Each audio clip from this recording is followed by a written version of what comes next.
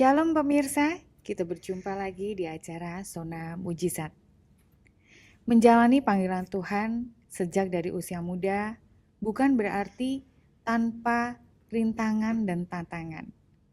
Tetapi tamu saya saat ini yang sudah menjalani panggilan Tuhan sejak dari usia mudanya justru mendapatkan mujizat ketika dia berkomitmen untuk mengikuti tuntunan Tuhan dalam hidupnya.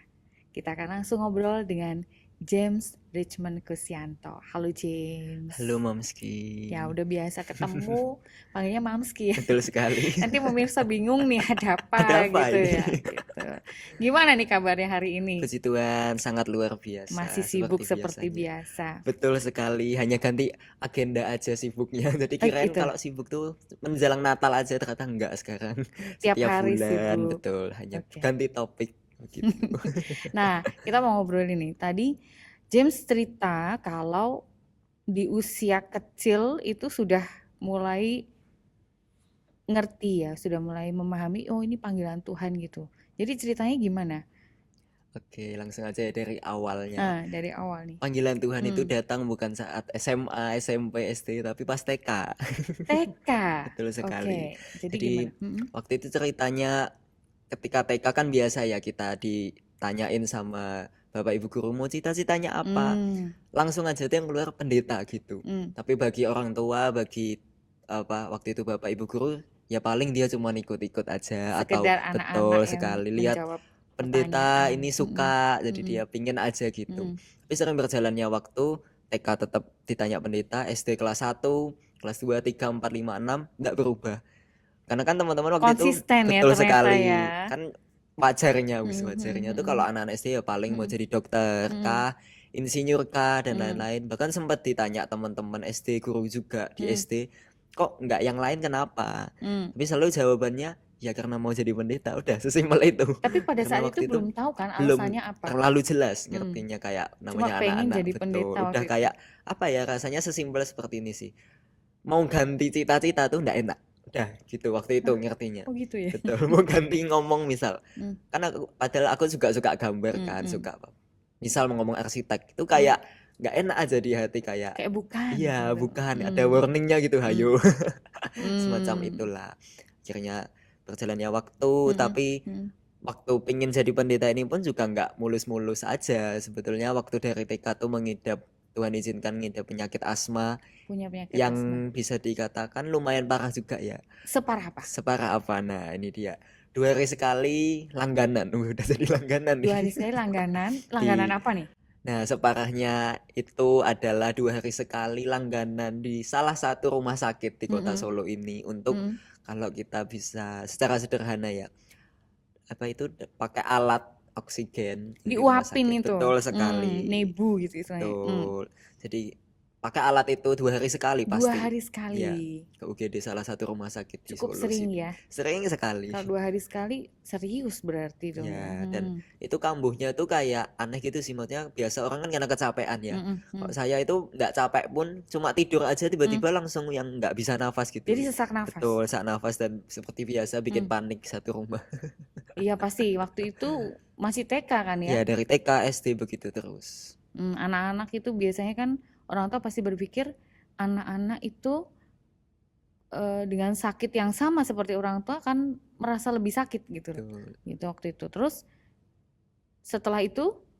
Dan setelah itu berjalan sampai kamu usia berapa? Nah, ini kejadiannya sampai kelas 5 SD. Berarti bisa dihitung aja dari kecil sampai kelas 5 SD. Bener-bener dari lahir Betul. atau TK Kalau baru? dari lahir sebetulnya nggak terlalu ingat ya apakah begitu, tapi yang pasti itu sejak TK itu. Aktivitas apa-apa udah mulai pasti ngerasain betul ya TK kok tuh. sakit dan lain sebagainya.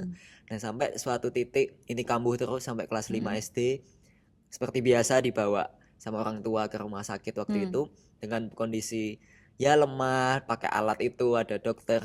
Ya bisa dibayangkan kondisi UGD seperti apa. Saking langganannya dulu katanya sampai papa Ngitungin. kamu ini ya sampai mau beli alatnya sendiri Betul, di rumah ngitungin daripada daripada repot setiap kali betul sekali. warawiri ke rumah Pikirnya sakit ya. kalau harus ke rumah sakit terus kan ya jauh juga, dalam tanda kutip juga.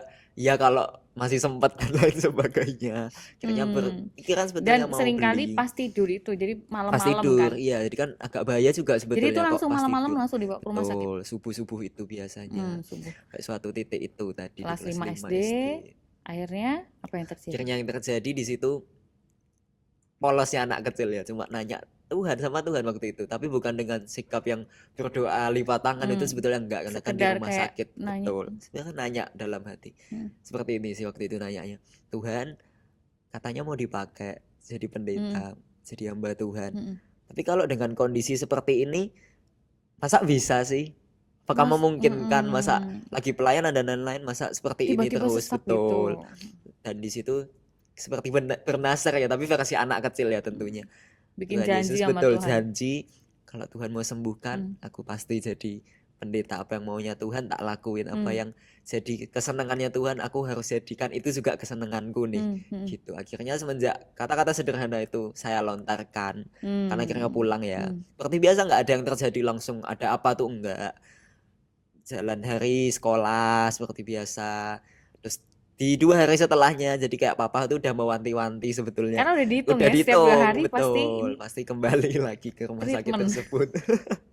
Jadi udah diliatin kok nggak kambuh waktu itu. Jadi tidur aja dengan nyenyak, dengan tenang.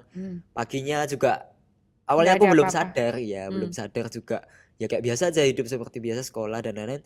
3 hari, 4 hari berikutnya, 5 hari, seminggu baru ditanyain nih, baru betul, baru dirasa nih, loh iya juga ya, tumben nggak ada namanya sesak nafas, tumben aktivitasnya lumayan padat waktu itu di sekolah, karena juga waktu itu mendekati lomba nyanyi waktu itu, kok nggak kambuh, suatu hal yang cukup aneh lah bagi saya dan keluarga. Tidak biasa, karena yang tumben, biasanya betul 2 hari sekali, kok nggak biasa. Akhirnya berjalannya waktu, naik kelas 6, 1 SMP barulah akhirnya dicekkan nih ke dokter. Ini kok bisa dibilang aneh ya, kok tiba-tiba kayak apa ya, cuma balik telapak tangan aja, nggak lewati yang gimana-gimana pengobatan atau apa, kok gitu aja hilang. Kira dicekkan ke dokter, betul. Dokter cuma bilang begini, Pak, ngomong ke papa saya, ini kalau bukan mujizat Tuhan nggak bisa lu, kok bisa secepat itu juga sembuhnya. Dan akhirnya dari situ sering berjalannya waktu sampai sekarang ya, berarti itu sekitar 8 tahun yang lalu mungkin, kelas 5 SD, karena saya sekarang 19 tahun. 8 tahun sampai sekarang nggak pernah kambuh sama sekali, dan puji Tuhan sudah terima mujizat kesembuhan itu. Dan itu yang bikin apa ya, hidupku makin diteguhkan untuk udah melayani Tuhan. Kalau Tuhan maunya jadi pendeta, lakukan. Makin mantap gitu ya. Betul sekali. Itu kisah tentang kesembuhan yang saya alami. Satu rintangan teratasi. Betul. Gitu kan. Jadi janji Tuhan, kamu jadi pendeta, kamu juga berdasar sama Tuhan, janjian sama Tuhan juga. Nih. Tuhan kalau aku sembuh, beneran nih aku jadi pendeta. Setelah itu mulus. Tentu saja tidak, dipikir mulus. Dipikir udah nih selesai. Di waktu itu kan udah seneng ya. Wah, puji Tuhan, udah terima janji Tuhan nih, udah disembuhkan. Selesai di sayanya. Tuhan izinkan lagi lewat keluarga, atau justru dari orang terdekat. Waktu itu SMA ya berarti. Saat kita ngalami pandemi COVID, sudah berat ya pasti, dan waktu itu gereja juga tutup secara onsite, tapi hanya pelayanan aja secara online. Otomatis kan enggak kumpul-kumpul, atau kita bisa bilang seluruh hidup kita kan ada di rumah lah, nggak bisa ditinggal-tinggal dan lain sebagainya. Waktu itu Tuhan izinkan mama divonis kanker stadium 4, jadi sudah stadium akhir kan hitungannya. Dan waktu ke dokter langsung bilang, wah ini udah stadium terakhir, udah terlambat, udah nggak bisa diapa-apain. Kayak udah nggak ada harapan. Betul, udah jadi hopeless banget. Itu kayak pukulan banget nggak sih? Ya bayangkan baru ke rumah sakit langsung seperti itu vonisnya. Dan waktu itu dokter cuma bilang, ini mungkin tinggal 5 bulan lagi loh Bu. Wow. Itu bilang ke mama saya seperti itu. Akhirnya mama pulang dengan keadaan yang tentu saja siapa ya yang nggak putus harapan. Walaupun kita harus beriman pada Tuhan, tapi namanya manusia pasti tetap ada limitnya ya kan. Kita manusia yang terbatas, yang apa ya, bisa dibilang kehilangan pengharapan juga waktu Shock itu. Juga pasti Shock ya. pasti. Waktu kita yang di rumah dikabarin pun, saya pun sama, kaget juga gitu, maksudnya sampai ada seperti intimidasi ya, kayak Nah, kamu katanya mau dipakai Tuhan, tapi kok ada kejadian begini. Yang membuat waktu itu jujur saya kayak bertanya sama Tuhan lagi. Setelah kelas 5 itu diteguhkan, sembuh asma, tapi waktu SMA itu kayak bertanya sama Tuhan, kok Tuhan izinkan terjadi, kenapa ya? Gitu, di tengah orang lain yang dalam tanda kutip bisa menikmati masa mudanya dengan dengan senang-senang mungkin, ndak banyak aktivitas pelayanan, bisa main sana sini, tapi hidupku kok Tuhan pinginnya untuk melayani Tuhan. Kenapa Tuhan izinkan? Kayak kalau kita mau ngomong mungkin protes ya, kok gimana sih Tuhan, ndak sebanding dengan yang tak lakukan selama ini. Tapi di situ Tuhan ingatkan lagi, simple, kamu kan hidup karena anugerah Tuhan. Apakah itu nggak cukup? Bagi kita juga manusia dimanapun kita berada saat ini, kadang-kadang kala kan kita protes nih sama Tuhan, kok begini, kok begitu, dan akhirnya di tengah keadaan mama juga lagi hopeless, tapi di situ puji Tuhan, Tuhan yang kasih pengharapan baru, Tuhan yang bangkitkan imanku secara pribadi lagi. Malah Tuhan pakai aku menguatkan mamaku waktu itu, ya, dengan berdoa, dengan penyembahan di momen-momen yang ya udah kena pandemi, kena kabar seperti itu, rasanya wah dah down banget. Tapi karena Tuhan yang berkuasa atas hidup kita semua, khusus hidupku juga dan keluargaku juga, ya Tuhan yang sertai semuanya. Dan akhirnya singkat cerita, mama ya ikuti setiap treatment untuk penyakit kanker ya tentunya. Dan sekarang dinyatakan sudah sembuh, puji Tuhan banget. Sudah sembuh. Jadi sudah berapa lama sejak dari vonis dokter pertama ketika itu? 4 tahun. 4 tahun dari 5 vonis bulan, dokter 5 bulan jadi 4 tahun. Jadi 4 tahun. Benar-benar bukti bahwa hidup itu di tangan Tuhan. Betul. Bukan di tangan dokter. Betul sekali. Jadi ketika kita beriman, kalau Tuhan mau, Tuhan berkehendak, ya pasti Tuhan kasih ya. Nah, haleluya. Tuhan kita adalah dokter di atas segala dokter. Jadi ini kayak apa ya, kalau bagi saya kayak di refresh aja. Kemarin Tuhan sembuhkan kamu. Diingetin, masa Tuhan nggak bisa sembuhkan mamahmu? Seperti itulah simpelnya. Betul. Dan akhirnya puji Tuhan, mama sekarang sudah sembuh. Walaupun masih ada cek ya setiap bulannya untuk mengantisipasi, karena secara medis kan mungkin masih ada kemungkinan nanti bisa timbul lagi, tapi kita percaya dengan iman kalau Tuhan yang sembuhkan tuh pasti secara total. Dan mama sekarang nggak expect sih, maksudnya di keadaan waktu itu sama sekarang kok bisa tetap seger. Jadi waktu menjalani treatment itu orang sering nanya, siapa yang sakit? Kanker siapa? Padahal mama yang sakit. Ya, iya. Kelihatan mamanya. Puji Tuhan, firman Tuhan betul banget, apabila orang benar jatuh pun tidak akan sampai tergeletak, sebab Tuhan menopang tangannya. Jadi kami rasakan betul-betul sih, walaupun secara mungkin orang bilang, wah Tuhan tidak sertai kok, pelayanan tetap begini begitu, tapi ya itu tadi, Tuhan yang memberi, Tuhan juga yang berkuasa untuk mengambil, dan itulah karya Tuhan yang luar biasa. Dan mama bisa melayani sampai hari ini, juga bahkan dipakai Tuhan untuk menjadi penguat, juga menghibur teman-teman yang lagi penyintas kanker. Jadi di Solo sini ada seperti komunitas ya. Jadi mama sering sekali telepon mengkonselingi ya, istilahnya menguatkan. Yang dulu mama dikuatkan, sekarang karena anugerah Tuhan bisa menguatkan banyak orang dan jadi berkat juga melayani di gereja. Puji Tuhan, luar biasa juga. Saya lihat mamanya James ini aktif sekali pelayanan di gereja, luar biasa banget. Terus sekarang kegiatannya apa James sendiri? Nah, kalau saya setelah melewati berbagai pergumulan tadi, ternyata baru sekarang nih terlihat ternyata Tuhan pakai itu semua. Banyak kejadian yang nggak bisa diceritakan di sini ya, karena saking banyaknya karya Tuhan itu memperlengkapi. Nanti kita bikin episode berikutnya. Haleluya. Mau sampai part berapa ini, Mamski? Iya, nanti kita tanya sama tim ya. Oh iya, siap. Jadi sekarang kerasa banget ternyata setiap proses yang Tuhan pakai itu memperlengkapi banget di usiaku yang masih 19 tahun ini. Jujur kalau mau ditanya, kamu nggak pingin main atau maksudnya kamu nggak pingin melakukan hal-hal yang biasa dilakukan aktivitas oleh lain gitu ya, anak-anak muda sekarang gitu ya, pingin, tentu saja juga masih punya waktu ya untuk refreshing dan lain sebagainya, tapi memang tidak sebanyak seintens pada umumnya gitu, karena banyak waktu. Misal kalau anak muda kan suka nge-games katakan gitu, aku udah nggak punya waktu untuk nge-games, tapi nggak berarti aku stres karena itu, enggak, puji Tuhan, karena waktu-waktu yang tadi untuk nge-games dan lain sebagainya tuh full untuk melayani Tuhan dan untuk melakukan hal-hal yang untuk menyenangkan hati Tuhan lah ini. Karena saya merasa hidup aja karena Tuhan kok. Hidup aja karena anugerah Tuhan. dengan waktu yang ada, kita kan nggak ngerti ya sampai kapan kita hidup di dunia ini. Kenapa nggak kita maksimalkan untuk melayani Tuhan? Kenapa nggak kita maksimalkan memberikan terbaik buat Tuhan? Jadi sekarang sudah menanggapi panggilan Tuhan itu untuk sekolah di Sekolah Tinggi Teologi El Shaddai Kota Solo ini, dan itu pun punya kisah tersendiri juga. Gimana menjelang kisahnya? masuk STT itu kan saya masuk dulu di SMA Negeri 3 sekolahnya waktu itu. Itu bukan SMA yang sembarangan loh ya, termasuk SMA favorit ya. Bisa dikatakan begitu. Banyak yang pengen masuk sana lah. Meskipun kamu dari kecil udah mau jadi pendeta, Betul. tapi tidak lantas masuknya sekolahnya asal-asalan. Tetap gitu berjuang ya. juga, tetap berjuang melakukan tugas di sebagai pelajar. akademik untuk dapat nilai terbaik dan bisa masuk ke sekolah favorit ya. Betul sekali. Dan tanpa disangka, jadi sebetulnya sudah seneng kan masuk sekolah favorit itu SMA 3. Tapi sebetulnya enggak pernah nyari yang namanya waktu itu, zamanku waktu itu adalah SNMPTN. Itu adalah semacam Seleksi tiket, masuk betul, semacam seleksi dan dapat tiket untuk masuk ke perguruan tinggi negeri tapi tanpa tes. Waktu itu kok dapat, kaget jujur waktu diumumkan kelas 12. Loh, kok dapat diisi. Teman-teman yang dapat itu kan dipanggil lah dalam satu ruangan. Teriak-teriak semua lah, lompat-lompat, peluk-pelukan semua. Terus saya bayangin diem aja kayak.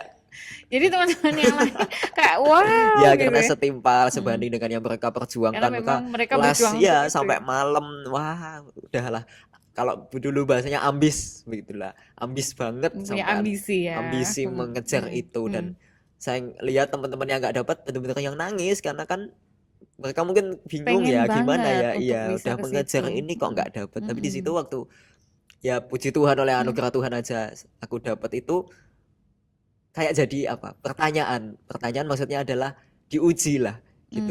Mau ambil nggak nih, karena ada tawaran yang sangat menarik di situ. Betul. Ya kan, kalau diambil pun misal masuk universitas negeri yang bukan sekolah teologi kan bisa sambil melayani Tuhan.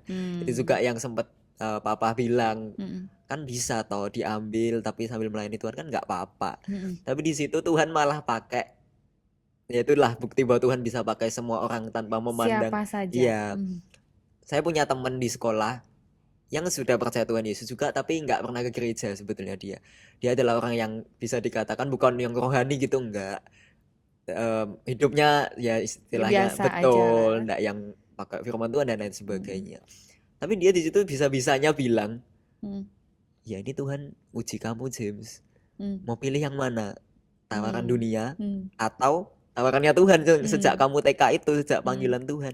Terus di situ wah rasanya merinding banget waktu dia bilang, dan enggak nyangka ya dia bisa bilang hal rohani. Karena enggak pernah. Dia justru yang mengingatkan. Jadi di situ bersyukur sekali Tuhan ingatkan waktu itu. Terus sangat meneguhkan, oh iya ya. Ini seperti ujian. Udah ujian di sekolah, ternyata ada ujian lagi nih dari Tuhan. Oke, langsung dengan iman, dengan teguh aku tolak tiket itu. Dan guru waktu itu tanya, siapa yang mau nolak tiket ini? Ya tanpa ragu saya sendiri angkat tangan dan langsung dilihatin sekian seruangan. Loh, kayak oke gitu ya, bahasanya gimana ya? Kok malah ditolak? Sementara kita pengen banget gitu. Dan di situ guru sempat nanya, bu gurunya, kok ditolak, kenapa? Ya saya jujur karena dari kecil sudah ada panggilan untuk sekolah hamba Tuhan, sekolah pendeta di Sekolah Tinggi Teologi El Shaddai itu, di STT itu. Dan guru puji Tuhan mendukung juga, dan beliau ingatkan, tapi konsekuensinya kamu tolak, hasil usahamu 3 tahun ini istilahnya lenyap loh ya, ini tiket untuk orang lain gitu. Dulu sistemnya seperti itu. Ya saya dengan berani juga, dengan iman, ya nggak apa-apa. Nggak merasa juga ke yang aduh eman ya kehilangan, enggak. Karena bagi saya sukses sejati itu kan mengikuti rencana Tuhan, bukan tawaran dunia ini dan itu. Walaupun itu menarik dan itu enggak salah juga ya, kalau memang Tuhan panggil setiap kita untuk hal-hal yang bukan di STT, bukan jadi pendeta, ya kerjakan, jangan istilah FOMO kan, mau melayani Tuhan hanya jadi pendeta, enggak juga. Nah, Tuhan bisa pakai kita dimanapun. Tapi karena kebetulan Tuhan panggil saya menjadi pendeta, ya saya tanggapi itu. Dan akhirnya sering berjalannya waktu, lewati setiap proses itu, daftar di STT El Shaddai, dan sekarang sudah semester 4. Ini mau masuk semester 5. Wah tinggal 1,5 tahun lagi, mungkin enggak sampai 2 tahun kan berarti. Ingat banget waktu saya pertama kali kenal sama kamu ya James ya. Waktu itu kita lagi makan bareng, karena ada teman kita juga kan. waktu itu diceritain bahwa kamu itu sejak kecil memang bercita-citanya jadi pendeta, itu saya wow banget tuh. Wow, konsisten ya. Dari kecil sampai dengan sekarang terbukti kamu masuk ke sekolah tinggi teologi untuk mengejar panggilan Tuhan itu. Dan itu luar biasa banget. Dan saya tahu sekarang ini kamu kesibukannya nggak biasa loh. Kesibukannya nggak biasa loh. Bahkan seringkali malam-malam kita sedang ada kegiatan di gereja, kamu masih ada di gereja. Jadi gimana nih cara kamu bagi waktu antara kuliah, kemudian pelayanan juga gitu ya, itu cara bagi waktunya gimana? Jadi kalau saya sendiri pasti yang pertama dan nomor satu ya, ya mengandalkan Tuhan, minta hikmat dari Tuhan. Tapi kita kan punya bagian juga, jangan cuma minta terus kita nggak lakukan bagian kita. Kalau saya sendiri sih sering pakai namanya list to do gitu. Jadi di list. Bikin Betul. daftar Hari apa ini yang harus mengerjakan apa, dilakukan. targetnya apa, supaya nggak keteteran. Karena kan kalau kita pelayanan terus di gereja, tapi dalam studi akademiknya tinggal, nggak diselesaikan dengan baik kan juga nggak bener gitu ya, Nggak jadi istilah berkat betul nggak ya. jadi berkat. Dengan banyaknya tugas, kalau di STT itu kan banyak makalah, banyak presentasi dan lain. Masih ada lagi praktek pelayanan yang dari STT, namanya aja sekolah teologi pasti wajar ya, malah bagus ada praktek. Ya itu tadi dengan list to do, lalu pakai skala prioritas juga, mana yang mau dikerjakan duluan. Kalau saya sendiri kan puji Tuhan melayani di Kids Impact juga. Nah, ini dapat tanggung jawab baru juga di usia yang bagi saya kok aku gitu loh, kok aku yang dipilih. Tapi ya Tuhan ingatkan, Tuhan bisa pakai siapa saja dan yang Tuhan yang mampukan untuk jadi leader di Kids Impact yang jam 9 pagi itu adalah hal yang besar juga buat saya dan masih dipercaya lagi di bagian-bagian lain di Kids Impact. Ya mengerjakannya dengan bersama Tuhan itu tadi yang Dan justru enjoy aja di betul, setiap pelayanan yang dilakukan. kuncinya adalah bersama Tuhan. Kalau pakai kekuatan sendiri tadi mengingat asma dan lain, wah nggak mungkin. Pasti sudah sering sakit dan lain sebagainya. Dan oh ya bersyukur juga melewati kesibukan-kesibukan ini Tuhan kasih kesehatan gitu loh. Sakit pun maksudnya yang tiba-tiba sembuh aja.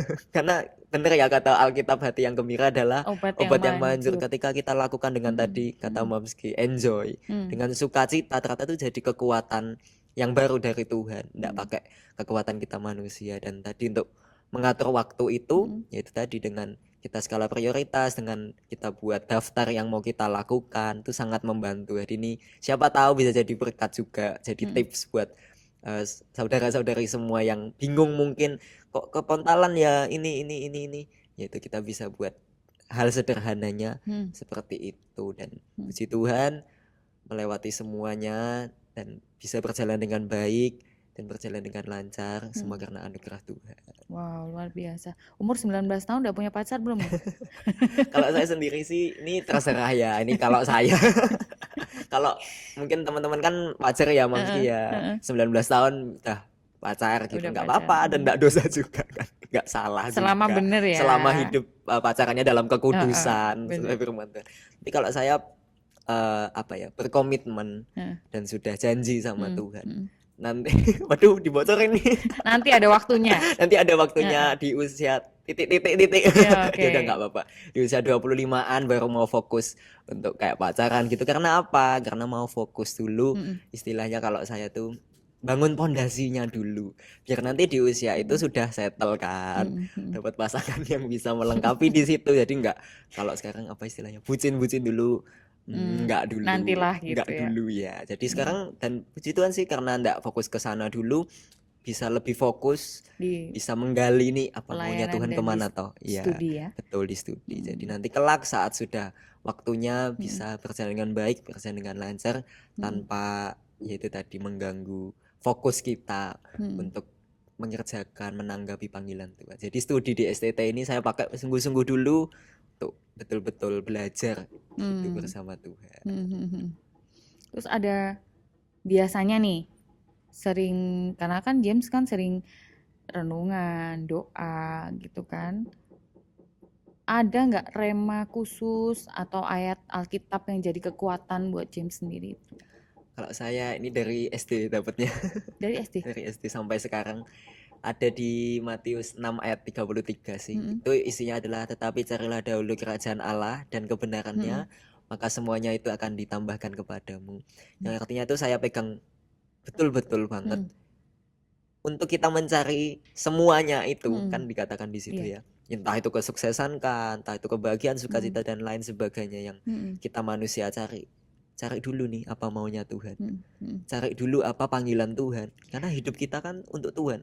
Betul. Di Alkitab kan berkata hidup kita bahkan bukan milik kita lagi nih, tapi milik Kristus. Jadi saat kita berkomitmen, tidak peduli berapapun usia kita, bahkan siapapun saudara-saudari semua yang lihat ini, berapapun usia kita, entah masih kecil kah, masih kids kah, atau masih sudah muda, remaja seperti saya, masih muda, atau sudah usia pun tidak jadi masalah, karena tidak ada kata terlambat di dalam Tuhan. Betul. Selama masih ada kesempatan di dunia ini, pakai waktu kita betul-betul untuk cari hidup kebenarannya dari adalah Tuhan. Kesempatan. Betul, pakai kesempatan mencari Tuhan. Karena kalau mau bilang layak ya untuk melayani Tuhan seperti ini, sebetulnya kita juga banyak kekurangan ya, sebagai manusia banyak dosa, tapi bukan masalah layak nggak layak, tapi adalah kesempatan itu tadi sih. Tuhan karena kasihnya yang begitu besar, kita dikasih kesempatan, tinggal mau dikerjakan enggak. Kan Tuhan maha kuasa, bukan maha pemaksa. Benar. Jadi dapat quotes baru nih ya, Tuhan maha kuasa, bukan maha pemaksa. Dan satu lagi quotes ya. Ikuti panggilan Tuhan tuh memang tidak selalu mudah, tapi selalu penuh anugerah. Oh, luar biasa. Wow, luar biasa. Itu dia keren. kesaksian saya. Nah, luar biasa kesaksiannya, sangat-sangat memberkati. Terima kasih sekali, thank you banget James sudah berbagi di Zona Mujizat ini, dan saya yakin apa yang James sampaikan ini juga memberkati pemirsa yang menyaksikan acara kita ini. Amin. Bukan saja untuk orang yang mungkin mengalami, tapi mungkin ada yang mengalami, mamanya kayak James, orang tuanya, saudaranya juga ikut dikuatkan melalui apa yang sudah James sampaikan. Amin. Sekali lagi terima kasih, thank you, dan mungkin lain kesempatan kita ngobrol lagi ya. Terima kasih juga kesempatannya. Ya. Dan pemirsa, bagi pemirsa mungkin yang sedang mengalami pergumulan di dalam kehidupannya, mungkin masih bingung apa yang harus dilakukan dalam hidup ini, bagaimana mengisi hidup ini dengan kesempatan-kesempatan yang Tuhan berikan, mengikuti panggilan Tuhan dalam tuntunan Tuhan. Tetap datang ke rumah Tuhan, beribadah kepada Tuhan, tetap berdoa, ikuti Pondok Daud, ibadah Miracle Night Worship, dan ibadah-ibadah lain yang diadakan oleh gereja. Mendengarkan setiap firman Tuhan yang disampaikan oleh Pak Pendeta dan menjadikannya sebagai kekuatan dalam kehidupan kita. Inilah Zona Mujizat kita kali ini, dan kita akan berjumpa lagi di Zona Mujizat berikutnya dengan mujizat yang tentu saja lebih luar biasa. Tuhan Yesus memberkati.